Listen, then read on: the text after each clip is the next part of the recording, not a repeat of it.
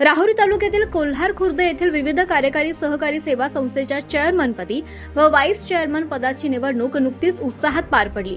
या निवडणुकीत विखे पाटील गटाचे कट्टर समर्थक महेश पाटील यांची चेअरमनपदी बिनविरोध निवड करण्यात आली आहे, तर भास्कर घोगरे यांनी व्हाईस चेअरमनपदी निवड करण्यात आली आहे। महेश पाटील हे डॉक्टर तनपुरे साखर कारखान्याचे माजी संचालक तसेच शिवाजी शिक्षक प्रसारक मंडळाचे माजी जनरल सेक्रेटरी म्हणून ओळखले जातात।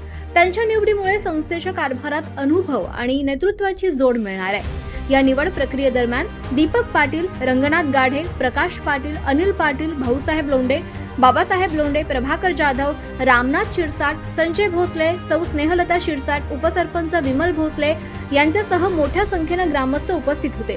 सभेचे अध्यक्षपद AR रावसाहेब खेडेकर यांनी भूषवलंय, तर सचिव म्हणून मधुकर शिरसाट यांनी कामकाज पाहिलंय। दरम्यान सहकार महर्षी विठ्ठलराव विखे पाटील यांच्या जयंतीनिमित्त अभिवादन करून नव्या नेतृत्वाने कामकाजाला सुरुवात केली आहे। या निवडीमुळे कोल्हार खुर्द परिसरात विखे पाटील गटाची ताकद पुन्हा एकदा अधोरेखित झाली आहे।